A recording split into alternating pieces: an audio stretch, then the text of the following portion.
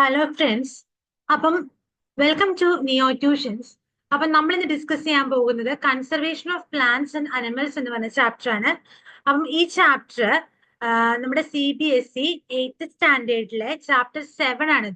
അപ്പം ഈ ഒരു ചാപ്റ്റർ ഒത്തിരി ക്വസ്റ്റ്യൻസ് ചോദിക്കുന്ന ഒരു ചാപ്റ്റർ ആണ്. നല്ല വെയിറ്റേജ് ഉള്ള ഒരു ചാപ്റ്റർ ആണ്. അതുപോലെ തന്നെ ആസ് എ ഹ്യൂമൻ ബീങ്സ് എന്ന രീതിയിൽ നമ്മൾ എല്ലാവരും അറിഞ്ഞിരിക്കേണ്ടതായ കാര്യങ്ങളാണ് ഈ ചാപ്റ്ററിൽ ഡിസ്കസ് ചെയ്യുന്നത്. പ്ലാന്റ്സിനെയും അനിമൽസിനെയും കൺസർവ് ചെയ്യേണ്ട, എന്തിനാണ് അവരെ കൺസർവ് ചെയ്യണേ, എന്താണ് അവരുടെ ഇമ്പോർട്ടൻസ്, അങ്ങനെ കുറെ കാര്യങ്ങളാണ് നമ്മൾ ഈ ചാപ്റ്ററിൽ ഡിസ്കസ് ചെയ്യാൻ പോകുന്നത്. അപ്പൊ നമുക്ക് ചാപ്റ്ററിലേക്ക് കിടക്കാം. അപ്പം ആദ്യം തന്നെ നമുക്കറിയാം, നമ്മൾ ഇന്ന് ഏറ്റവും കൂടുതൽ നേരിടുന്ന ഒരു പ്രശ്നമാണ് എന്താ? ഡീഫോറസ്റ്റേഷൻ.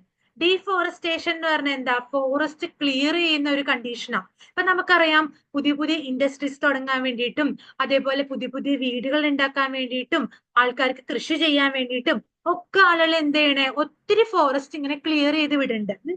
നമ്മൾ ഒത്തിരി ഏരിയാസിനെ ട്രീസ് കട്ട് ചെയ്ത് ക്ലിയർ ചെയ്ത് വിടുക.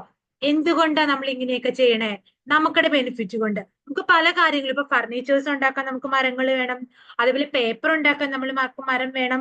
ഇങ്ങനെ നമ്മുടെ ഉപയോഗത്തിന് വേണ്ടിയിട്ട്, നമ്മുടെ എക്കണോമിക് പ്രോഫിറ്റിന് വേണ്ടിയിട്ട് നമ്മൾ എന്ത് ചെയ്യുന്ന? ഫോറസ്റ്റിനൊക്കെ ക്ലിയർ ചെയ്ത് വിടുന്നുണ്ട്.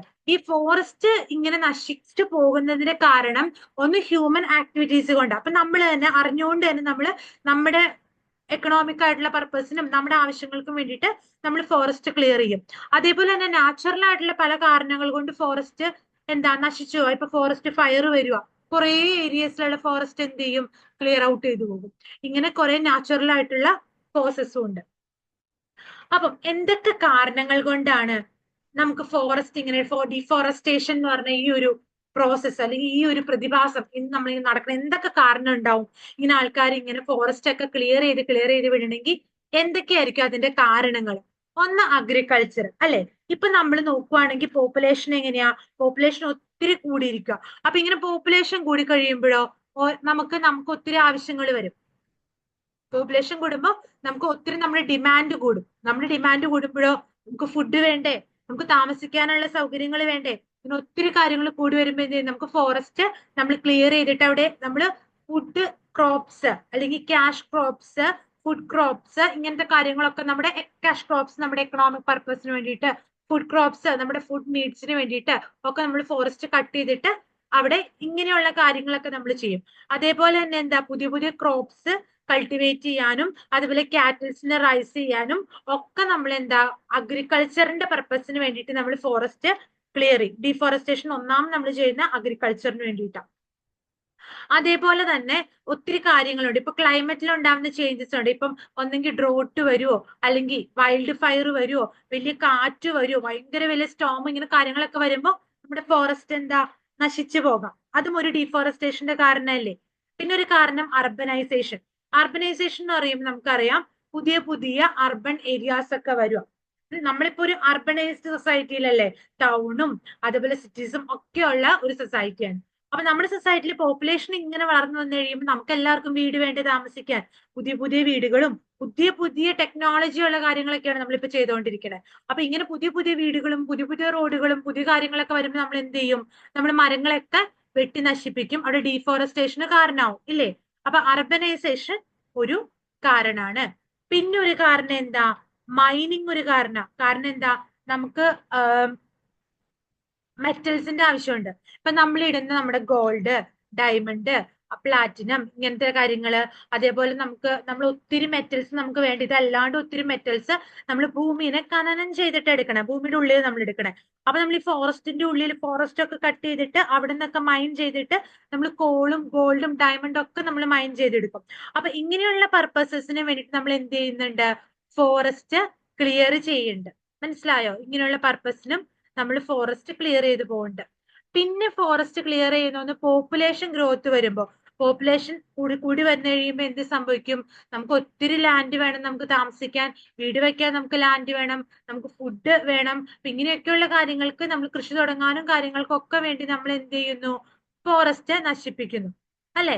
അതേപോലെ നമ്മൾ ഫ്യൂവൽസിനും ഫർണിച്ചറിനും കൺസ്ട്രക്ഷനും വേണ്ടിയിട്ട് നമ്മൾ മരങ്ങൾ നശിപ്പിക്കുന്നില്ലേ. ഇങ്ങനെ ഒത്തിരി കാര്യങ്ങളുണ്ട്. അതേപോലെ തന്നെ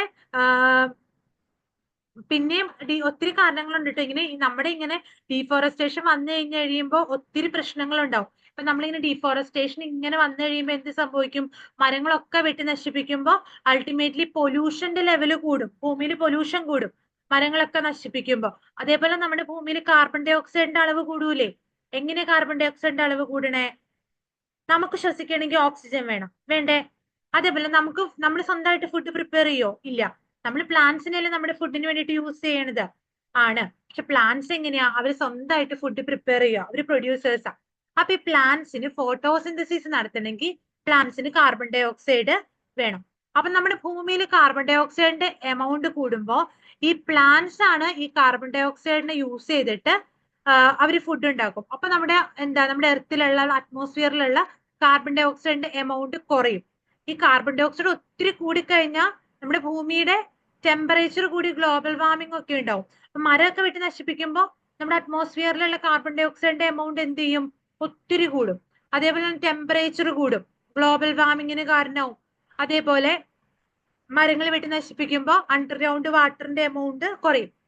നമുക്ക് വാട്ടർ സ്കേഴ്സിറ്റി ഉണ്ടാവും, വെള്ളം ഇല്ലാത്തൊരവസ്ഥ നമുക്കുണ്ടാവും. മൊത്തത്തിൽ നമ്മുടെ ഭൂമിയുടെ ആ ഒരു ബാലൻസ് തന്നെ ഡിസ്റ്റർബ്ഡ് ആവും. ആ ഒരു നോർമൽ ബാലൻസ് തന്നെ ഡിസ്റ്റർബ്ഡ് ആവും. നമുക്ക് മഴ ലഭിക്കാതെ വരും. നമുക്ക് മഴ ലഭിക്കണേന് നമ്മുടെ മരങ്ങൾക്ക് വലിയ റോളാണുള്ളത്. മഴ ലഭിക്കാണ്ട് വരും, സോയിലിന്റെ ഫെർട്ടിലിറ്റി കുറയും. പിന്നെ ഒത്തിരി നാച്ചുറൽ ആയിട്ടുള്ള കലാമിറ്റീസുകൾക്ക് കാരണമാവും. നമ്മളിപ്പോ മരങ്ങളെല്ലാം വെട്ടി നശിപ്പിച്ചു കഴിഞ്ഞാൽ വോൾക്കാനിക് ഇറപ്ഷൻസും അതേപോലെ സ്ട്രോംസും അതേപോലെ ഒത്തിരി ഫ്ലഡും ഇങ്ങനെ കുറെ കാര്യങ്ങള് ഇതിന്റെ ഫലമായിട്ട് ഉണ്ടാവും. അപ്പം ഇനി ഡീഫോറസ്റ്റേഷന്റെ കോൺസിക്വൻസസ് നമ്മൾ പറഞ്ഞില്ലേ? എന്തൊക്കെ നമ്മൾ പറഞ്ഞത്? ഒന്ന്, വെള്ളപ്പൊക്കം ഉണ്ടാവും ഞാൻ പറഞ്ഞു. എങ്ങനെ വെള്ളപ്പൊക്കം ഉണ്ടാവണേ? നമ്മൾ മരങ്ങളെല്ലാം വെട്ടി നശിപ്പിച്ചു എന്ന് വിചാരിക്കുക. അപ്പൊ നമ്മുടെ ഭൂമിയിൽ കാർബൺ ഡൈ ഓക്സൈഡ് ഒത്തിരി കൂടി. കാർബൺ ഡൈ ഓക്സൈഡ് ഒത്തിരി കൂടി കഴിയുമ്പോൾ എന്ത് ചെയ്യും? ഭൂമിയിലെ ടെമ്പറേച്ചറും കൂടും. ഭൂമിയിലെ ടെമ്പറേച്ചർ കൂടുമ്പോൾ നമ്മുടെ പോളാർ ഐസ് ക്യാപ്പ് ഒക്കെ മെൽറ്റ് ചെയ്യും, ഇല്ലേ? ടെമ്പറേച്ചർ കൂടുമ്പോൾ അപ്പൊ അവിടെ നിന്ന് മെൽറ്റ് ചെയ്തിട്ട് വെള്ളം എന്ത് ചെയ്യും? വെള്ളത്തിന് എമൗണ്ട് ഒത്തിരി കൂടിയിട്ട് വെള്ളപ്പൊക്കങ്ങളൊക്കെ ഉണ്ടാവും, ഫ്ലഡ് ഒക്കെ ഉണ്ടാവും. അതേപോലെ മരങ്ങൾ വെട്ടി നശിപ്പിക്കുമ്പോൾ ഡ്രോട്ട് ഉണ്ടാവാനും കാരണമുണ്ട്. പിന്നെ ആ ഫോറസ്റ്റിനെ ആശ്രയിച്ച് എന്തോരം ഓർഗാനിസംസ് ആയിരിക്കും, എന്തോരം മൃഗങ്ങൾ ഉണ്ടായിരിക്കും, എന്തോരം പക്ഷികൾ ഉണ്ടായിരിക്കും. ഈ അനിമൽസും ബേർഡ്സിനും ഒക്കെ എന്ത് ചെയ്യും? അവരുടെ വാസസ്ഥലം അല്ലെങ്കിൽ അവർ താമസിക്കുന്ന ഏരിയ നഷ്ടപ്പെടില്ലേ? അപ്പം ഒത്തിരി വൈൽഡ് ലൈഫ് എന്ത് ചെയ്യും? എക്സ്റ്റെൻഡ് ആയി പോകും, നശിച്ചു പോകും. പിന്നെ ഫോറസ്റ്റിൽ താമസിക്കുന്ന ഒത്തിരി ട്രൈബൽസ് ആയിട്ടുള്ള ആൾക്കാരുണ്ടാവും. അവർക്കൊക്കെ എന്ത് ചെയ്യും? അവർ താമസിക്കുന്ന അവരുടെ സ്ഥലം അവർക്ക് ഇല്ലാണ്ടാവും, അവർ വേറെ സ്ഥലത്തേക്ക് പോകേണ്ടതായിട്ട് വരും. പിന്നെ നമ്മുടെ ഓസോൺ ലെയറിന് ഡീപ്ലീഷൻ ഉണ്ടാവും. ഓസോൺ ലെയർ എവിടെയാ കാണണേ? നമ്മൾ പണ്ട് ചെറിയ ക്ലാസ്സിൽ പഠിച്ചിട്ടില്ലേ? നമ്മുടെ അറ്റ്മോസ്ഫിയറിന് കുറെ ലെയേഴ്സ് ഉണ്ടെന്ന്. അതിനകത്ത് ട്രോപ്പോസ്ഫിയർ ആദ്യത്തെ ലെയർ, അത് കഴിഞ്ഞ് രണ്ടാമത്തെ വന്ന ലെയർ ആണ് സ്ട്രാറ്റോസ്ഫിയർ. ഈ സ്ട്രാറ്റോസ്ഫിയറിൽ കാണുന്നതാണ് ഓസോൺ എന്ന് പറഞ്ഞ ഒരു ലെയർ. ഈ ഓസോൺ ലെയർ ആണ് നമ്മുടെ ഭൂമിയെ ഹാർംഫുൾ ആയിട്ടുള്ള അൾട്രാവയലറ്റ് റേഡിയേഷനിൽ നിന്നും പ്രിവെന്റ് ചെയ്യുന്നത്. അപ്പൊ നമ്മളിങ്ങനെ മരം എല്ലാം വെട്ടി നശിപ്പിച്ച് ഭൂമിയിൽ കാർബൺ ഡൈ ഓക്സൈഡ് ഒക്കെ ഒത്തിരി കൂടി കഴിഞ്ഞ് കഴിയുമ്പോൾ ഈ കാർബൺ ഡൈ ഓക്സൈഡ് ഓസോൺ ലെയറിൽ ഡിപ്ലീഷൻ ഉണ്ടാക്കും. അപ്പൊ നമ്മൾ കുട ചൂടി നടക്കില്ലേ? എന്തിനാ? നമ്മൾ വെയിൽ കൊള്ളാണ്ട് മഴയിൽ നിന്നൊക്കെ പ്രൊട്ടക്റ്റഡ് ആവാൻ വേണ്ടിയിട്ട്. അപ്പം നമ്മൾ ഉപയോഗിക്കുന്ന കുടയിൽ ഹോൾസ് വന്ന് എന്ത് ചെയ്യും? മഴ താഴത്തേക്ക് വീഴും, വെയിൽ നമ്മൾ അടിക്കും. ഇതേപോലെ തന്നെ ഈ ഓസോൺ ലെയറിൽ ഹോൾസ് വരും. ഹോൾസ് വന്നു കഴിയുമ്പോൾ എന്ത് ചെയ്യും? അൾട്രാവയലറ്റ് റേസ് ഭൂമിയിലേക്ക് വരും. അപ്പം നമുക്കത് ഒത്തിരി പ്രശ്നങ്ങൾ ഉണ്ടാക്കും, ക്യാൻസറും വരുത്തും. അതുപോലെ തന്നെ ചെടികൾ വിൽറ്റഡ് ആയി പോകും, ചെടികൾക്കൊക്കെ ഒത്തിരി പ്രശ്നങ്ങൾ വരുത്തും. മനസ്സിലായോ? നമ്മൾ ഓൾറെഡി പറഞ്ഞ കാര്യങ്ങൾ തന്നെയാട്ടോ ഇത്. ഇതൊക്കെയാണ് ഡീഫോറസ്റ്റേഷൻ കൊണ്ട് ഉണ്ടാവണ പ്രശ്നങ്ങൾ. ഇനി നമുക്കറിയാം, നമുക്ക് ശരിക്കും നമ്മുടെ പ്ലാന്റ്സിനെ പ്രൊട്ടക്ട് ചെയ്യേണ്ടത് ആവശ്യമാണെന്ന് മനസ്സിലായി, ഇല്ലേ? പ്ലാന്റ്സിനെ പ്രൊട്ടക്ട് ചെയ്തില്ലെങ്കിൽ ഇത്രയും പ്രശ്നങ്ങൾ ഉണ്ടാവും. അവസാനം നമ്മൾ വലിയൊരു പ്രശ്നത്തിലേക്കാ പോണേന്ന് നമുക്ക് മനസ്സിലായില്ലേ?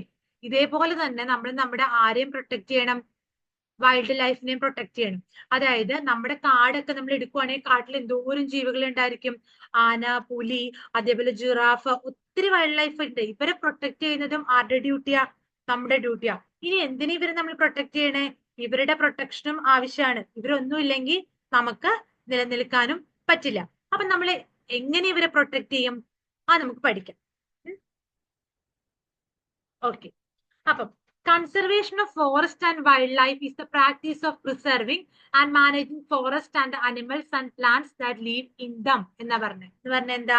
നമ്മൾ ഫോറസ്റ്റിനെ മാത്രമല്ല വൈൽഡ് ലൈഫിനെ നമ്മൾ പ്രിസർവ് ചെയ്യണം, ഫോറസ്റ്റിനെ മെയിൻറ്റെയിൻ ചെയ്യണം, അനിമൽസിനെയും പ്ലാന്റ്സിനെയും ഒക്കെ അവിടെ എന്താ ജീവിക്കണം. അവർക്ക് എല്ലാവർക്കും അവിടെ എല്ലാവർക്കും ജീവിക്കാനുള്ള അവസരം നമ്മുടെ ഭൂമിയിൽ ഭൂമി നമുക്ക് മാത്രം ഉള്ളതാണോ? മനുഷ്യന്റെ സ്വാർത്ഥം കൊണ്ട് നമുക്ക് മാത്രമുള്ളതാണ് നമ്മൾ വിചാരിക്കും. പക്ഷെ നമുക്ക് മാത്രമുള്ളതാണോ ഭൂമി? അല്ല, ഭൂമിയിൽ ഒത്തിരി ജീവജന്തുക്കളുണ്ട്. അവർക്ക് എല്ലാവർക്കും ജീവിക്കണ്ടേ? അവർക്ക് എല്ലാവർക്കും വേണ്ടിയിട്ടുള്ളതാണ് ഭൂമി. അപ്പം നമ്മുടെ ഒരു ഭൂമിയുടെ ആ ഒരു എക്കോളജിക്കൽ ബാലൻസ് മെയിൻറ്റെയിൻ ചെയ്യാനും ഒക്കെ വേണ്ടിയിട്ട് നമ്മൾ എന്ത് ചെയ്യണം? ബയോഡൈവേഴ്സിറ്റിനെ പ്രൊട്ടക്ട് ചെയ്യണം. ബയോഡൈവേഴ്സിറ്റി. ഇനി നമ്മൾ എങ്ങനെയാ നമ്മുടെ ഈ ഫോറസ്റ്റിനെ നമ്മൾ കൺസർവ് ചെയ്യണേ? എങ്ങനെ നമ്മൾ ഫോറസ്റ്റിനെ കൺസർവ് ചെയ്യുക? ഒന്നാമത് നമ്മൾ ഡീഫോറസ്റ്റേഷൻ ഒഴിവാക്കുക. ഒന്നാമത് നമ്മൾ എന്താ ഈ മരങ്ങളൊക്കെ വെട്ടി നശിപ്പിക്കുന്ന ആ ഒരു ശീലം ഒഴിവാക്കിയിട്ട് റീഫോറസ്റ്റേഷൻ. എന്ന് പറഞ്ഞാൽ എന്താ? ഒന്നുകൂടി നമ്മൾ ഫോറസ്റ്റ് ക്രിയേറ്റ് ചെയ്യുക. പുതിയ പുതിയ പ്ലാന്റ്സ് ഒക്കെ നട്ട് നമ്മൾ ഫോറസ്റ്റ് ക്രിയേറ്റ് ചെയ്യുക. അതാണ് റീഫോറസ്റ്റേഷൻ. അതേപോലെ തന്നെ റീഫോറസ്റ്റേഷൻ എന്ന് പറഞ്ഞാൽ റീഗ്രോത്ത് ഓഫ് പ്ലാന്റ്സിന്റെ ഏരിയ എന്നാ പറഞ്ഞത്. അതായത് നേരത്തെ ഫോറസ്റ്റ് ഉണ്ടായിരുന്ന ഒരു സ്ഥലത്ത് ഉള്ള ചെടികളെ വളരാൻ നമ്മൾ അനുവദിക്കണം. അതേപോലെ തന്നെ afforestation, growing of plants in barren area. ചുമ്മാ കിടക്കുന്ന സ്ഥലത്തൊക്കെ ചെടികൾ നട്ടുപിടിപ്പിക്കുക, ചെടികൾ വളരട്ടെ. അപ്പോഴും നമുക്ക് ഒരു ഫോറസ്റ്റ് കൺസ്ട്രക്ട് ചെയ്തെടുക്കാൻ പാടില്ലേ അവിടെ? പിന്നെന്ത് ചെയ്യും? നമുക്ക് അനിമൽസിനെയൊക്കെ പ്രൊട്ടക്ട് ചെയ്യാൻ വേണ്ടിയിട്ട് ബയോസ്ഫിയർ റിസർവുകളും അതേപോലെ നാഷണൽ പാർക്കും വൈൽഡ് ലൈഫ് സാങ്ച്വറീസും ഒക്കെ നമുക്ക് കൺസ്ട്രക്ട് ചെയ്യാം. പറ്റില്ലേ? അപ്പൊ ഇങ്ങനെയൊക്കെ കാര്യങ്ങൾ ചെയ്താൽ നമുക്ക് ഒരു പരിധി വരെ നമ്മുടെ വൈൽഡ് ലൈഫ് നമുക്ക് പ്രൊട്ടക്ട് ചെയ്യാൻ പറ്റില്ലേ? പറ്റും. ഇനി നമുക്ക് വൈൽഡ് ലൈഫ് സാങ്ച്വറി എന്താന്ന് നോക്കാം. വൈൽഡ് ലൈഫ് സാങ്ച്വറിയും കൂടെ നമുക്ക് നോക്കിയിട്ട് നമുക്ക് ഇന്നത്തെ ക്ലാസ് നമുക്ക് വൈൻഡ് അപ്പ് ചെയ്യാം. നമുക്ക് ഒന്ന് സമ്മറൈസ് ചെയ്യാം കേട്ടോ. എന്നിട്ട് ബാക്കിയുള്ളത് നമുക്ക് അടുത്ത ക്ലാസ്സിൽ നമ്മൾ ഡിസ്കസ് ചെയ്യും. ഓക്കെ. അപ്പൊ വൈൽഡ് ലൈഫ് സാങ്ച്വറി എന്താന്ന് നമുക്കൊന്ന് നോക്കിയാലോ. വൈൽഡ് ലൈഫ് സാങ്ച്വറി എന്ന് പറഞ്ഞാൽ എന്താന്ന് നമ്മൾ പഠിച്ചേ? വൈൽഡ് ലൈഫ് സാങ്ച്വറി എന്ന് പറഞ്ഞാൽ ശരിക്കും ഒരു പ്രൊട്ടക്റ്റഡ് ഏരിയ ആണ്. അവിടെ എന്ത് ചെയ്യുക? അനിമൽസിനെയും അതേപോലെ അവരുടെ ഹാബിറ്റി തന്നെ വെച്ച് നമ്മൾ സേഫ് ഗാർഡ് ചെയ്യുക. ഇപ്പൊ നമ്മളൊരു ഫോറസ്റ്റ്, ആ ഫോറസ്റ്റിന്റെ ഉള്ളിൽ തന്നെ നമ്മൾ അനിമൽസിനെ പ്രൊട്ടക്ട് ചെയ്യുക. അതാണ് വൈൽഡ് ലൈഫ് സാങ്ച്വറി. അവരുടെ തന്നെ സ്ഥലത്ത് അവരെ നമ്മൾ പ്രൊട്ടക്ട് ചെയ്യും. സൂ ഒക്കെ ആണെങ്കിൽ എങ്ങനെയാ? നമ്മൾ കാട്ടിൽ നിന്ന് മൃഗങ്ങളെ കൊണ്ടുവന്നിട്ട് നമ്മളൊരു കേജിന്റെ ഉള്ളിലൊക്കെ അല്ലേ അവരെ പ്രൊട്ടക്ട് ചെയ്ത് വെക്കണേ? അതുപോലെയല്ല, അവരുടെ സ്ഥലത്ത് തന്നെ അവരെ പ്രൊട്ടക്ട് ചെയ്യുക നമ്മൾ. അപ്പൊ വൈൽഡ് ലൈഫ് സാങ്ച്വറി ശരിക്കും എന്തിനാന്ന് ചോദിച്ചാൽ നമുക്ക് ഈ എൻഡേഞ്ചേർഡ് സ്പീഷീസിനെ ഒക്കെ പ്രൊട്ടക്ട് ചെയ്യാം. നമ്മുടെ ഭൂമിയിൽ ഒത്തിരി സ്പീഷീസ് ഉണ്ട്. നാശം നേരിടുന്ന ഒത്തിരി സ്പീഷീസ് ഉണ്ട്. അതായത് കുറച്ച് നമ്പർ മാത്രമേ ഉള്ളൂ. ഇനി അവരുടെ ബാക്കിയുള്ളവരൊക്കെ നശിച്ചു പോയി. അപ്പൊ അങ്ങനെയൊക്കെയുള്ള സ്പീഷീസ് ഒക്കെ ഉണ്ടാവും. അപ്പൊ അങ്ങനെ വംശനാശം നേരിടുന്ന സ്പീഷീസിനെ ഒക്കെ നമുക്ക് പ്രൊട്ടക്ട് ചെയ്യാൻ വൈൽഡ് ലൈഫ് സാങ്ച്വറി വഴി പറ്റും കേട്ടോ. ഈ വൈൽഡ് ലൈഫ് സാങ്ച്വറിനെ ശരിക്കും നമ്മൾ നാച്ചുറൽ റിസർവ് എന്നും പറയും. നാച്ചുറൽ റിസർവ്, ബയോസ്ഫിയർ റിസർവ്, അതേപോലെ തന്നെ കൺസർവേഷൻ ഏരിയാസ് എന്നൊക്കെ നമുക്ക് വൈൽഡ് ലൈഫ് സാങ്ച്വറീസിനെ വിളിക്കാം. ശരിക്കും അവരുടെ തന്നെ ഏരിയാസിൽ വെച്ച് പ്രൊട്ടക്ട് ചെയ്യുന്നതാണ് നമ്മൾ പറയണത് വൈൽഡ് ലൈഫ് സാങ്ച്വറി. അതാണ് വൈൽഡ് ലൈഫ് സാങ്ച്വറിയുടെ റോള്. ഓക്കെ. അപ്പം നമ്മളിപ്പോ നോക്കുവാണെങ്കിൽ നമ്മുടെ കേരളത്തിൽ നമ്മൾ നോക്കുവാണെങ്കിൽ ഒത്തിരി വൈൽഡ് ലൈഫ് സാങ്ച്വറീസ് ഉണ്ട്. നമ്മുടെ കേരളത്തിൽ കാണുന്ന വൈൽഡ് ലൈഫ് സാങ്ച്വറീസ് ഏതാ? ഒന്ന് പേപ്പാറ വൈൽഡ് ലൈഫ് ഉണ്ട്, നെയ്യാറുണ്ട്, അതുപോലെ തട്ടേക്കാട് വൈൽഡ് ലൈഫ് സാങ്ച്വറി ഉണ്ട്. ഒരു ബേർഡ് സാങ്ച്വറി അല്ലേ തട്ടേക്കാട്? അതേപോലെ ഏതാ? പെരിയാർ ടൈഗർ റിസർവ് ഉണ്ട്, കുമരകത്തുണ്ട് ബേർഡ് സാങ്ച്വറി. പിന്നെ നമുക്ക് ഇടുക്കിയിലുണ്ട്. പിന്നെ ഏതാ? പറമ്പിക്കുളം ഉണ്ട്, പീച്ചി വാഴാനി ഉണ്ട്. പിന്നെ ഏതാ ഉള്ളത്? പിന്നെ വയനാടുണ്ട്. നമുക്ക് ഒത്തിരി വൈൽഡ് ലൈഫ് സാങ്ച്വറീസ് ഉണ്ട് കേട്ടോ. നമ്മളിപ്പോ നമ്മുടെ കേരളത്തിൽ നോക്കി തന്നെ ഇത്ര ഉണ്ട്. നമുക്ക് ടെക്സ്റ്റ് ബുക്കിൽ ഒരു ക്വസ്റ്റ്യൻ അവർ ചോദിച്ചിട്ടുണ്ട്, നിങ്ങളുടെ സ്റ്റേറ്റില് എത്ര ഉള്ള ഏതെങ്കിലും ഒന്നോ രണ്ടോ വൈൽഡ് ലൈഫ് സാങ്ച്വറീസിന് എക്സാമ്പിൾ എഴുതാൻ പറയും. അപ്പൊ നമ്മുടെ സ്റ്റേറ്റിലുള്ള എക്സാമ്പിൾ നമുക്ക് പറയാലോ. ഏതൊക്കെ പറയാം? നമുക്ക് തട്ടേക്കാട് പറയാൻ പാടില്ലേ? അതുപോലെ പെരിയാർ ടൈഗർ റിസർവ് പറയാൻ പാടില്ല. ഇതൊക്കെ നമുക്ക് പറയാം. അതുപോലെ പറമ്പിക്കുളം ഉണ്ടെന്നൊക്കെ പറയാം. ചോദിച്ചിട്ടുണ്ട് ടെസ്റ്റില്. അതേപോലെ നമ്മൾ ഇന്ത്യ എടുക്കുവാണെങ്കിലോ, ഇന്ത്യയിൽ ഒത്തിരി വൈൽഡ് ലൈഫ് സാങ്ച്വറി ഉണ്ട് കേട്ടോ. ഇന്ത്യയിൽ ഒത്തിരി ഉണ്ട്. ഇപ്പൊ നമ്മൾ കേരളത്തിന്റെയാണ് പറഞ്ഞത്. അതേപോലെ തന്നെ ഇന്ത്യയിലും ഒത്തിരി വൈൽഡ് ലൈഫ് സാങ്ച്വറീസ് ഉണ്ട്. അപ്പൊ ഇക്കാര്യങ്ങൾ നമുക്ക് അടുത്ത ക്ലാസ്സിൽ ഡിസ്കസ് ചെയ്യാം. ഇതൊക്കെ പഠിച്ചത് നമ്മൾ പഠിച്ച ഡീഫോറസ്റ്റേഷൻ എന്താന്ന് പഠിച്ചില്ലേ? എന്നാ പറഞ്ഞേ? ഡീഫോറസ്റ്റേഷൻ എന്ന് പറഞ്ഞാൽ മരങ്ങളൊക്കെ വെട്ടി നശിപ്പിക്കുന്ന ആ ഒരു ഏരിയ. അതായത് നമ്മൾ മരങ്ങളെ മൊത്തം ക്ലിയർ ചെയ്ത് വിടുന്ന ആ ഒരു പ്രോസസ്സിനാണ് ഡീഫോറസ്റ്റേഷൻ എന്ന് പറയണേ. അപ്പൊ ഒന്നെങ്കിൽ മനുഷ്യർ തന്നെ ചെയ്യും, അല്ലെങ്കിൽ നാച്ചുറൽ ആയിട്ടുള്ള കാരണങ്ങൾ മൂലം നമുക്ക് ഡീഫോറസ്റ്റേഷൻ വരാം. ഈ ഡീഫോറസ്റ്റേഷൻ ഉണ്ടാവുമ്പോ എന്തൊക്കെ സംഭവിക്കും? ഡീഫോറസ്റ്റേഷൻ ഒന്ന് സംഭവിക്കണ എന്താ, കാർബൺ ഡൈ ഓക്സൈഡിന്റെ എമൗണ്ട് കൂടും, ഗ്ലോബൽ വാർമിംഗ് വരും, നമ്മുടെ അണ്ടർഗ്രൗണ്ടിലുള്ള വാട്ടർ ലെവൽ കുറയും എന്ന് പറഞ്ഞു. അതുപോലെ നമ്മുടെ നേച്ചറിൽ ബാലൻസ് ഡിസ്റ്റർബ് ചെയ്യും, റെയിൻഫാൾ കുറയും, അതുപോലെ സോയിലിന്റെ ഫെർട്ടിലിറ്റി കുറയും, അതുപോലെ നാച്ചുറൽ കലാമിറ്റീസ് ഉണ്ടാവാനുള്ള സാധ്യതകളൊക്കെ കൂടുമെന്ന് പറഞ്ഞു ഇല്ലേ. അതേപോലെ ഇതാണ് ഈ കോൺസിക്വൻസസ് എന്ന് ഉദ്ദേശിക്കുന്ന പരിണിത ഫലങ്ങളാട്ടോ. അതായത് ഇങ്ങനെ നമ്മൾ മരം എല്ലാം വെട്ടി നശിപ്പിച്ചു കഴിഞ്ഞാൽ പിന്നീട് എന്താ സംഭവിക്കണേ, അതാണ് നമ്മൾ ഈ കോൺസിക്വൻസസ് എന്ന് ഉദ്ദേശിക്കണേ. ഈ പറഞ്ഞ കാര്യങ്ങളെല്ലാം വരും. നമുക്ക് അവസാനം എന്താ, സ്കേഴ്സിറ്റി, ഫോറസ്റ്റ് പ്രൊഡക്റ്റിന് സ്കേഴ്സിറ്റി ഉണ്ടാവും. അതുപോലെ പിന്നെ ഡെസേർട്ടിഫിക്കേഷൻ ഉണ്ടാവും, കാർബൺ ഡൈ ഓക്സൈഡ് കൂടി, നമ്മൾ ഓൾറെഡി പറഞ്ഞത്. ഇത് ഭയങ്കര ഇമ്പോർട്ടന്റ് ആണ്. എപ്പോഴും ചോദിക്കും ഡീഫോറസ്റ്റേഷന്റെ കോൺസിക്വൻസസ് എന്താ എന്ന് ചോദിക്കും. പിന്നെ ഡീഫോറസ്റ്റേഷൻ കാരണം എന്താന്ന് ചോദിക്കുമ്പോ എന്താ പറയണേ, എന്തുകൊണ്ടാ ഡീഫോറസ്റ്റേഷൻ വന്നേ, എന്തുകൊണ്ടാ കാരണം ചോദിക്കുമ്പോൾ നമ്മൾ പറയണം മൈനിങ്ങിന് വേണ്ടിയിട്ടും പോപ്പുലേഷൻ ഗ്രോത്ത് സംഭവിക്കുമ്പോൾ ആൾക്കാര് ലാൻഡ് എന്താ ഫോറസ്റ്റ് ഒക്കെ നശിപ്പിച്ച് അവരെന്ത് ചെയ്യും, എന്താ ചെയ്യണേ, വീട് പണിയാനും അങ്ങനെയുള്ള കാര്യങ്ങൾക്കൊക്കെ ഫോറസ്റ്റ് നശിപ്പിക്കും. പിന്നെയോ നമുക്ക് പറയാലോ ഫോറസ്റ്റ് ഫയറും ഡ്രോട്ടൊക്കെ വരുമ്പോ ഫോറസ്റ്റ് നശിക്കും. കൃഷിക്ക് വേണ്ടിയിട്ട് ആൾക്കാര് അഗ്രികൾച്ചർ പർപ്പസസിന് വേണ്ടി ഫോറസ്റ്റ് ക്ലിയർ ചെയ്യും. അർബനൈസേഷൻ വരുമ്പോ പോപ്പുലേഷൻ ഗ്രോത്ത് വരും, അപ്പൊ വീട് പണിയാനും കാര്യങ്ങൾക്കും വേണ്ടിയിട്ട് അവരെന്ത് ചെയ്യും, മരങ്ങളൊക്കെ വെട്ടി നശിപ്പിക്കും. പിന്നെ മൈനിങ് പർപ്പസസിന് വേണ്ടിയിട്ട് ക്ലിയർ ചെയ്യും. ഇതാണ് കാരണങ്ങൾ. ഇനി അത് കൊണ്ട് ഉണ്ടാവുന്ന പ്രശ്നങ്ങൾ ചോദിച്ചാൽ നമ്മൾ ആദ്യം പറഞ്ഞ കാര്യങ്ങളൊക്കെ പറയാം കേട്ടോ. പിന്നെ നമ്മൾ പറഞ്ഞില്ലേ, നമ്മള് വേറെ എന്താ പറഞ്ഞേ, നമുക്ക് പ്ലാന്റ്സിനെയും അനിമൽസിനെയും ഒക്കെ പ്രൊട്ടക്ട് ചെയ്യേണ്ടത് നമ്മുടെ ഡ്യൂട്ടിയാണ് ആസ് എ ഹ്യൂമൻ ബീങ്സ് എന്നുള്ള രീതിയിൽ നമ്മൾ അങ്ങനെ ചെയ്തില്ലെങ്കിൽ എന്താ സംഭവിക്കണേ, അവസാനം നമുക്ക് തന്നെയല്ലേ പ്രശ്നം. നമുക്ക് ജീവിക്കണമെങ്കിൽ നമ്മൾ മാത്രം വിചാരിച്ച് ജീവിക്കാൻ പറ്റില്ല, നമുക്ക് ഇവരെല്ലാരും വേണം. ഫോറസ്റ്റ് വേണം, പ്ലാന്റ്സ് വേണം, അനിമൽസ് വേണം. ഇവരെല്ലാരും പ്രൊട്ടക്ട് ചെയ്യേണ്ടത് ആരാ, നമ്മളാ. നമ്മുടെ ഡ്യൂട്ടിയാണ് പ്രൊട്ടക്ട് ചെയ്യുക എന്നുള്ളത്. അപ്പൊ നമ്മൾ ഇനി എങ്ങനെയാ ഇവരെ പ്രൊട്ടക്ട് ചെയ്യുക, എങ്ങനെ നമ്മൾ ഫോറസ്റ്റിനെ പ്രൊട്ടക്ട് ചെയ്യുക, എങ്ങനെ നമ്മൾ വൈൽഡ് ലൈഫിനെ പ്രൊട്ടക്ട് ചെയ്യുക, അതൊക്കെയാണ് നമ്മൾ പറഞ്ഞത്. എങ്ങനെ പറയും, ഒന്ന് ഡീഫോറസ്റ്റേഷൻ എന്ത് ചെയ്യുക, നമ്മൾ അവോയ്ഡ് ചെയ്യുക. അതേപോലെയോ നമ്മൾ റീഫോറസ്റ്റേഷനും എഫോറസ്റ്റേഷനും നമ്മൾ ചെയ്യുക. അതേപോലെ എന്നാ പറഞ്ഞേ, പിന്നെ അനിമൽസിനെ പ്രൊട്ടക്ട് ചെയ്യാനാണെങ്കിൽ നമുക്ക് ബയോസ്ഫിയർ റിസർവും നാഷണൽ പാർക്കും വൈൽഡ് ലൈഫ് സാഞ്ചുറീസ് ഒക്കെ വഴി നമുക്ക് ഇവരെ എന്ത് ചെയ്യാൻ പറ്റും, പ്രൊട്ടക്ട് ചെയ്യാൻ പറ്റും. ഈ വൈൽഡ് ലൈഫ് ഇവരെ പ്രൊട്ടക്ട് ചെയ്തെങ്കിൽ മാത്രമാണ് എന്ത് പറ്റുള്ളൂ, നമുക്കൊരു എക്കോളജിക്കൽ ബാലൻസ് മെയിൻറ്റെയിൻ ചെയ്ത് കൊണ്ടുപോകാൻ പറ്റുള്ളൂ അല്ലെ. പിന്നെ നമ്മൾ ആദ്യം പറഞ്ഞ എന്തിനെ പറ്റിയാ, വൈൽഡ് ലൈഫ് സാഞ്ചുറീസിനെ പറ്റിയാ. നമ്മൾ പറഞ്ഞില്ലേ വൈൽഡ് ലൈഫ് സാഞ്ചുറീസ് എന്ന് പറഞ്ഞാൽ എന്താന്നാ പറഞ്ഞേ, നമ്മുടെ ഭൂമിയിലുള്ള എൻഡേഞ്ചേർഡ് ആയിട്ടുള്ള സ്പീഷീസിനെ ഒക്കെ പ്രൊട്ടക്ട് ചെയ്യണതാണ് വൈൽഡ് ലൈഫ് സാഞ്ചുറി. ഈ വൈൽഡ് ലൈഫ് സാഞ്ചുറി എങ്ങനെ നമ്മൾ പ്രൊട്ടക്ട് ചെയ്യണം, അവരെ അവരുടെ തന്നെ നാച്ചുറൽ ഹാബിറ്റാറ്റിൽ നമ്മൾ പ്രൊട്ടക്ട് ചെയ്യുക ചെയ്യണം. മനസ്സിലായോ, അതാണ് വൈൽഡ് ലൈഫ് സാഞ്ചുറി. ഒത്തിരി വൈൽഡ് ലൈഫ് സാഞ്ചുറി നമ്മുടെ കേരളത്തിലുണ്ട്. അതേപോലെ ഇന്ത്യ നമ്മൾ എടുക്കുവാണെങ്കിലും എങ്ങനെയാ, ഒത്തിരി വൈൽഡ് ലൈഫ് സാഞ്ചുറീസ് ഉണ്ട് ഇല്ലേ.